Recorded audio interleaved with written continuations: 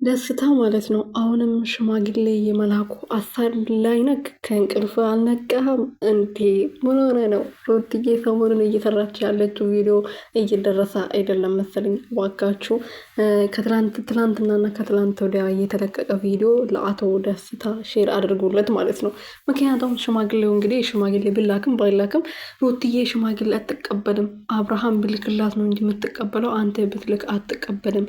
ያው እንትኑ እኮ ነው ስራው ነው እንደዚህ እንድናገር ያደረገኝ። እንግዲህ ያው ሱፍ እየለበሰ ዝንጥ እያለ እንግዲህ ሰሞኑን በተደጋጋሚ እየመጣ ይገኛል ማለት ነው። ምክንያቱም ሱፉ ደግሞ የሚያሳየው ለሽምግልና ለሰርግ ነው። ሱፍ ብዙ ጊዜ ለሰርግ ምናምን ነው ሱፍ የሚለበሰው አይደለ?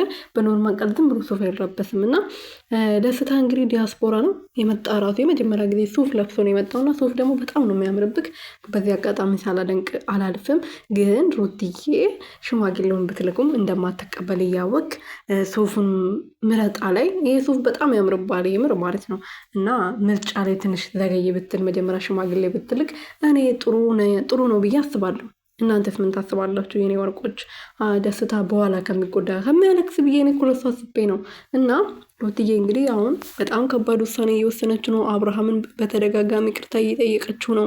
ስለዚህ በኋላ እውነቱን አይቶ ከሚከፋው ከአሁኑ ቢጠነቀቅ፣ ልክ እንደ በፊቱ ከሚያለቅስ። ያው ቀለበት ለማድረግ ተንበርክኮ ነበር። ሩትዬ ግን አበባ ወርውራበት ነበር ሄደችው። ስለዚህ አሁንም እንደዛ እንዳትሆን መጀመሪያ በደንብ አስብበት ደስታዬ።